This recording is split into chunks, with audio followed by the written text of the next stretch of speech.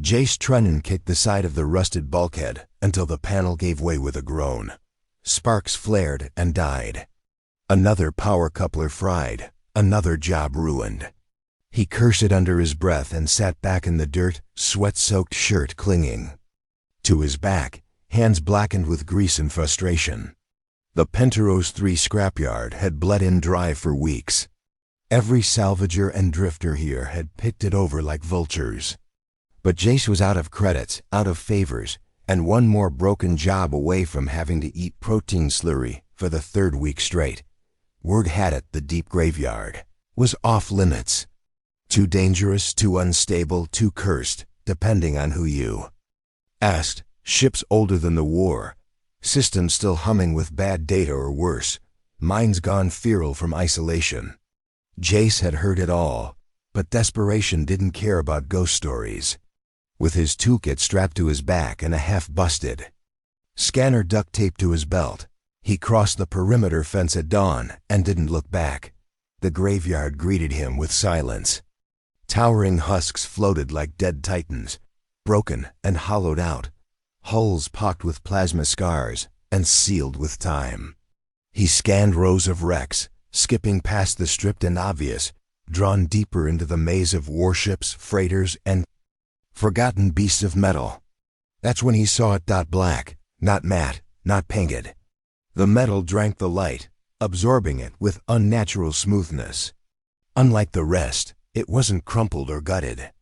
It was whole, seamless, dead center in the wreck field, like everything else had been arranged around it by accident or reverence.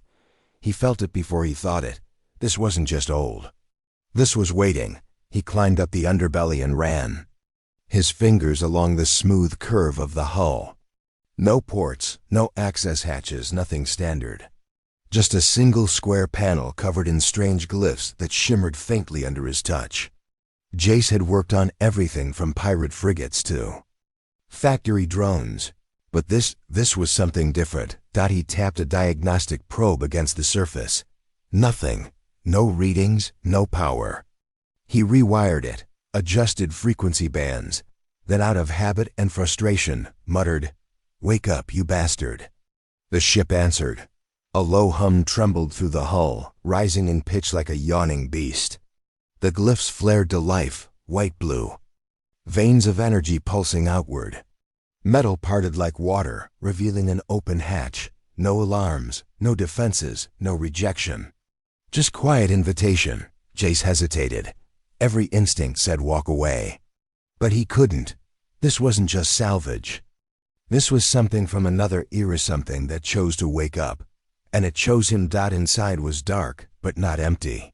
Surfaces gleamed like obsidian, untouched by time. Lights flickered on without command, guiding him down a narrow corridor. No dust, no decay. It felt like stepping into a myth. Control panels blinked to life under his approach. A holly interface bloomed midair, projecting schematics and data in symbols he didn't recognize.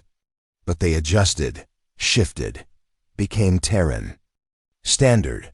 The ship was learning him. Then came the voice, not spoken, but felt. A low pulse in his skull.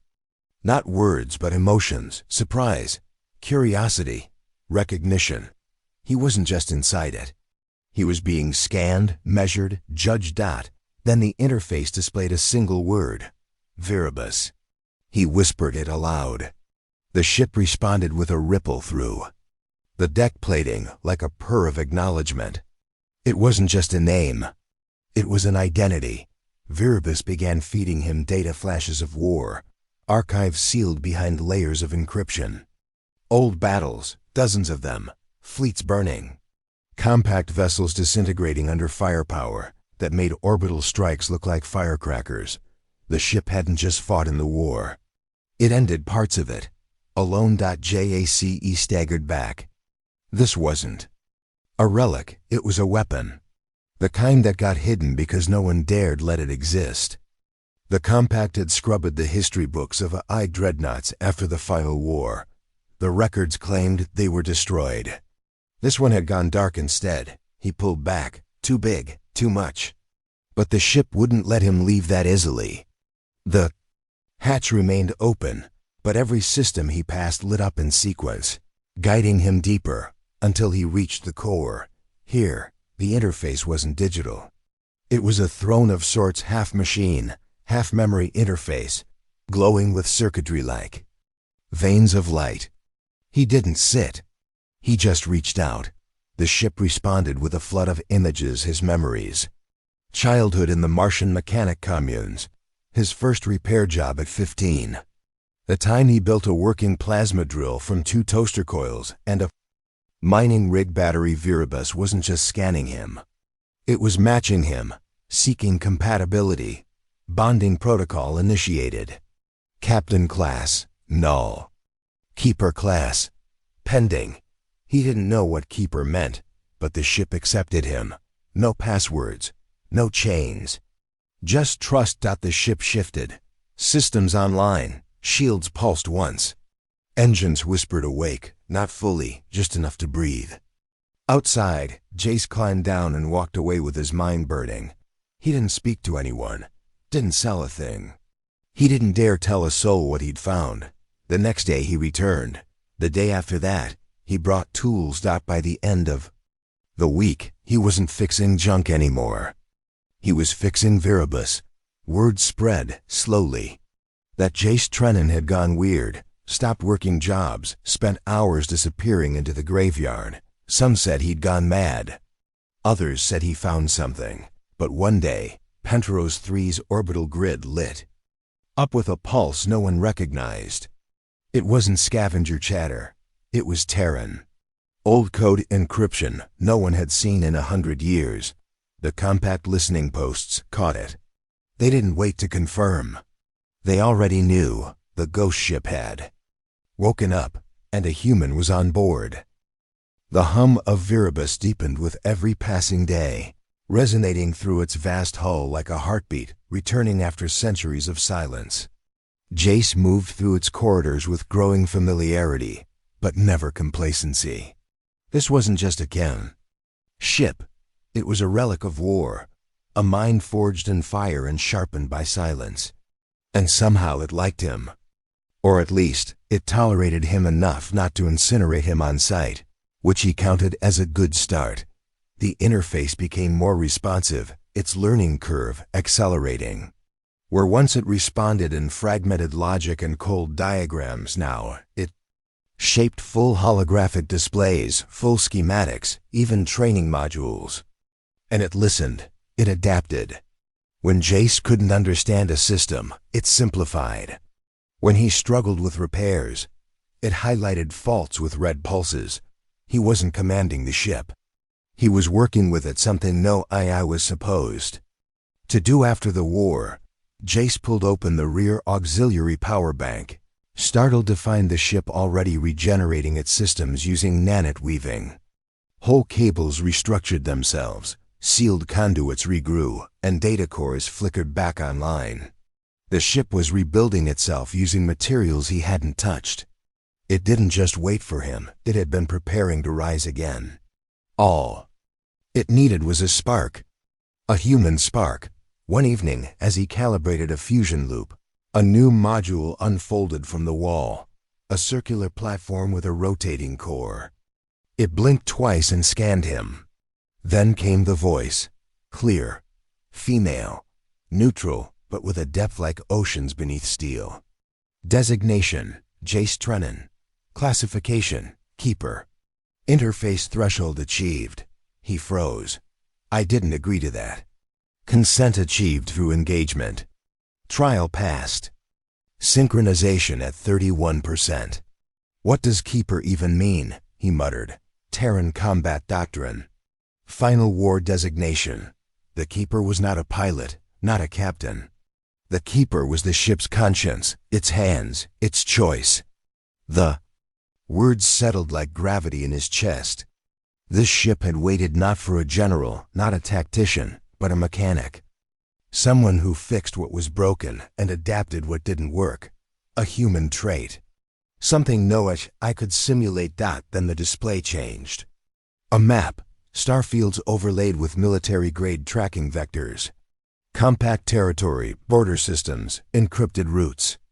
And one blinking red arc labeled Zerathi Recon picked up pulse probability of intervention, 93%. Jace didn't recognize the name, but Viribus supplied the data like a reflex.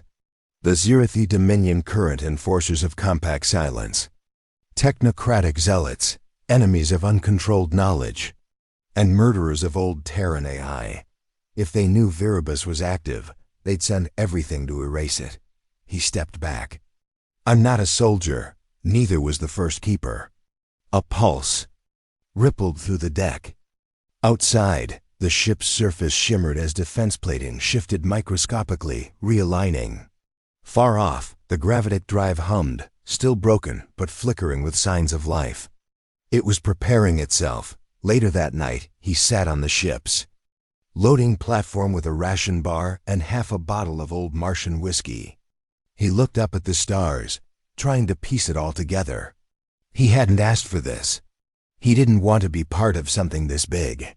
All he'd wanted was a capacitor to fix his recycler, but Viribus had chosen him. And it wasn't just a machine. It was a memory of a time when humans had stood toe-to-toe with entire fleets and walked away smirking. This wasn't about survival. It was about legacy. About sending a message across the stars. We're still here. We still matter. The next day, the map updated. 3 compact patrols fast approaching. ETA, 6 days.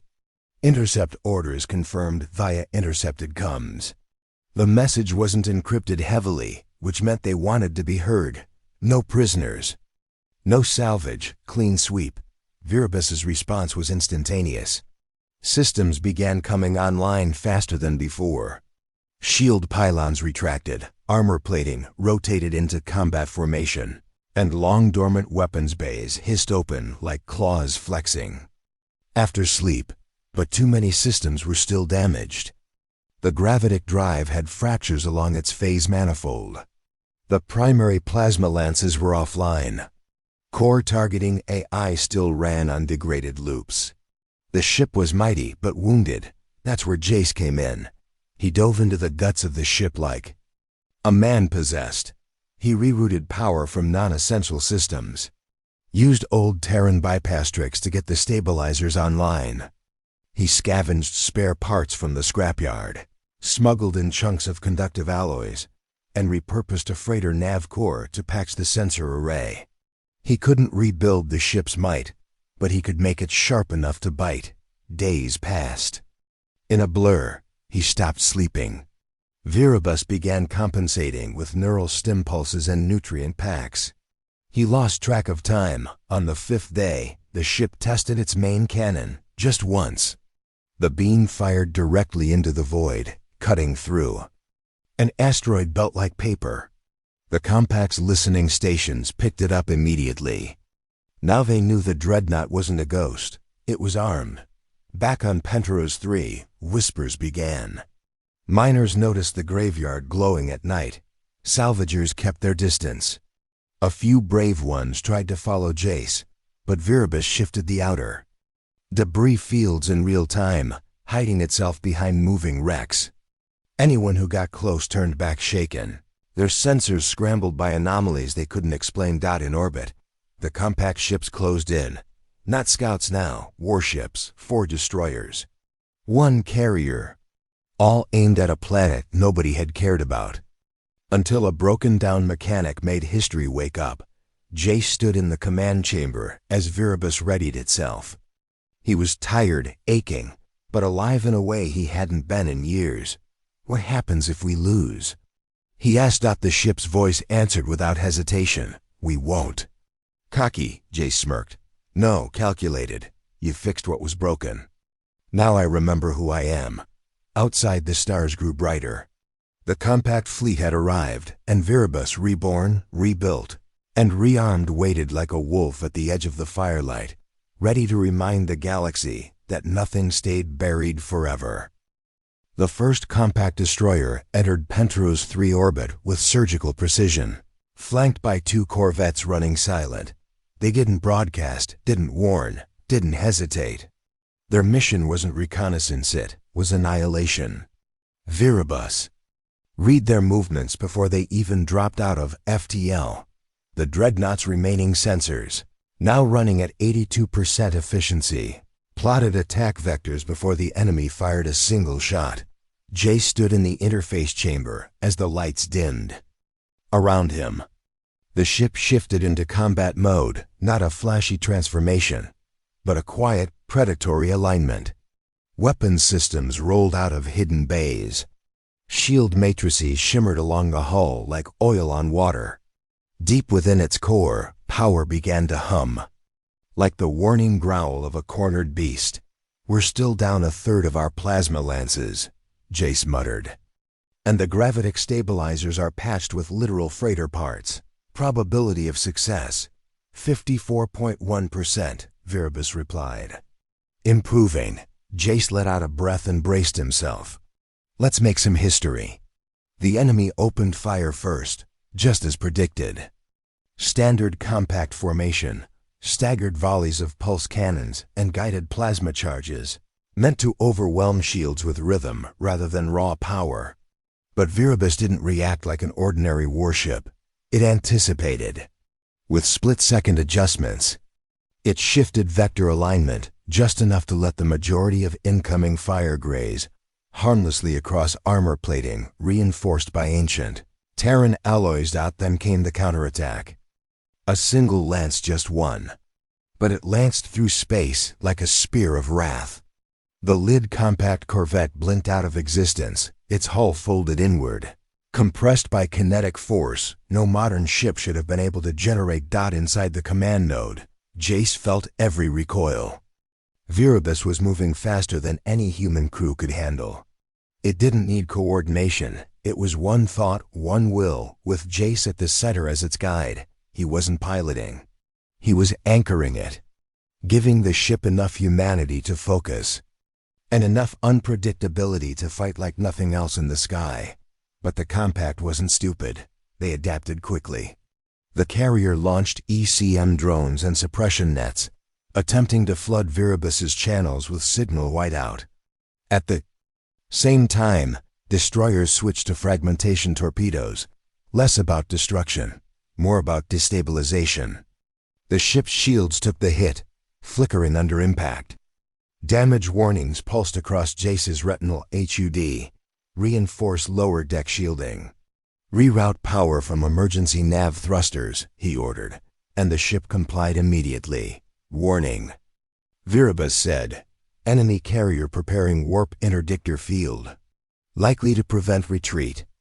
They intend full immobilization. Yeah, Jace grunted. They're not here to win a fight. They're here to make sure we don't leave. So he gave them what they weren't expecting. Release the debris cloud, he said. Viribus obeyed. From its underbelly, old salvage hulls and magnetic junk shot into space like shrapnel.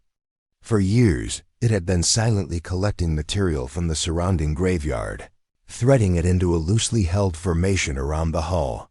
Now it unleashed it in a controlled burst, hundreds of fragments, flung forward with kinetic force, and layered with sensor disruptors.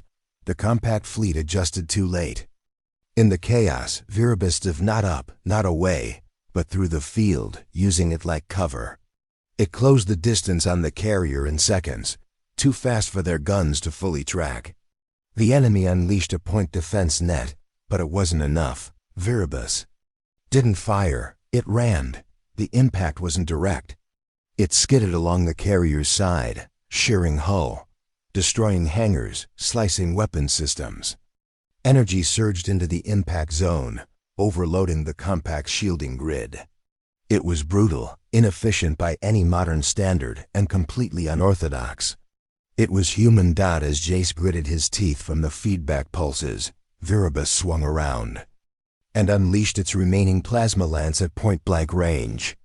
The carrier's reactor core imploded in a bloom of blue flame, vaporizing it into silence. 2 compact destroyers remained. Furious, desperate, they launched everything: torpedoes, drones, beams, even dangerous overload shots that risked their own engines. Viribus danced between the lines, but it wasn't invincible. Impacts rattled the hull. A starboard stabilizer blew, Internal fire alerts lit red. Jace's console sparked, and he bit back a scream as hot glass cut his cheek. Status? He barked. Structural integrity at 76%. Aft comes offline. Grav compensator. Unstable. Core pulse running hot. One more direct hit could trigger a failure cascade. Jace stared at the readouts. They were winning, but at a cost. If they kept this up, Viribus would be crippled, even if it survived. There had to be another way. Options? Utilize the ARC protocol. He blinked. The what? During Final War, protocol classified under Black Sky Initiative. Experimental. Gravity folding weapon. Range, localized. Purpose, tactical retreat or spatial erasure of limited zone. You're telling me this ship can fold space? Once, possibly twice, with severe core stress. Jace hesitated. He looked at the battlefield. The compact ships were regrouping, holding distance. They smelled blood. He could use the weapon, risk burning out the core. Or, don't aim. For the ships, he said. Aim at the asteroid belt behind them. Viribus understood instantly. Gravitic arrays unfolded like petals of war. Energy gathered at the prow, silent, invisible. A tremor in space itself. Time bent slightly. Then, snapped. A tear opened in the belt behind the enemy fleet. Not a wormhole, not a black hole, something else. The fold. It pulled not hard enough to consume the ships, but enough to shift the entire field. Dozens of asteroids, yanked out of orbit, began slingshotting forward like nature's own railguns. The compact fleet tried to maneuver. One destroyer barely made it. The other caught an asteroid square to its hull. No shields could withstand that kind of blunt trauma. It broke apart like a glass bottle under a hammer.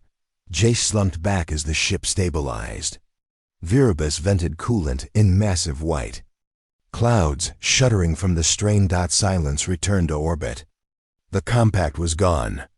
And yet, something had changed. Across the stars, sensors picked up the battle. Data leaked.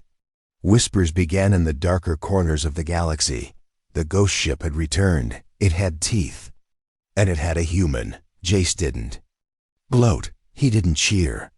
He just limped down the corridor, found a bulkhead to lean on, and let himself breathe.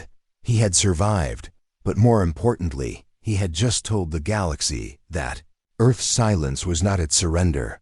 Viribus pulsed gently. Through the floor beneath him, there will be more, it said. I know, he replied. Let him come. The victory was a spark, but the galaxy was a powder keg. News of Viribus's revival spread like wildfire. Pirates, mercenaries, even former allies sent encrypted messages, some pleading, others threatening. The compact, humiliated and broken, called for a full-scale purge. Their propaganda machines painted Viribus as a rogue weapon, a danger to peace and order. Yet, beneath the political noise, something else was stirring. Hope. Jace didn't have time to celebrate. Repairs consumed every waking hour. The ship's core was fragile, its systems stressed beyond normal limits. Every time he thought he had a handle on one problem, another sprang to life. The gravitic drive was still a patchwork. The plasma lances needed recalibration, and power conduits risked overload with every system he reactivated. But Viribus was no ordinary ship, it learned. From its wounds, damage reports morphed into maintenance protocols. The ship began synthesizing spare parts using onboard fabricators, guided by Jace's adjustments. It became an ecosystem of man and machine, each compensating for the other's weakness. Amid the endless work, Jace accessed the ship's archives. Hidden deep within encrypted vaults were mission logs, combat records, and classified messages, stories of the Final War, lost to human history and erased from official records. Viribus was a symbol of humanity's last desperate stand against a galaxy that had once declared them obsolete. One file caught his eye, a distress beacon from an allied Terran battle group, lost beyond known space. Their coordinates were faint but precise. The message was clear. If you find this, Earth is not alone. For the first time since waking Viribus, Jace felt a surge of purpose beyond survival. This ship wasn't just a relic. It was a lifeline, a call to arms, a chance to reconnect with forgotten allies or make new ones. He plotted a course, watching the starfield slip past as Viribus adjusted its systems for the long journey ahead. The compact shadow still loomed, but the dreadnought had sent a message loud and clear. Humanity was waking up, and it wasn't asking permission. Viribus's voice broke the silence. Engage in hyperdrive protocols. Jace tightened his grip on the console. Then let's see who's still out there. Together, man and machine plunged into the unknown, carrying the weight of 100 years of silence and the promise of a future no one dared imagine. The galaxy would never forget the name, Viribus, and neither would they forget the mechanic who dared to wake it up.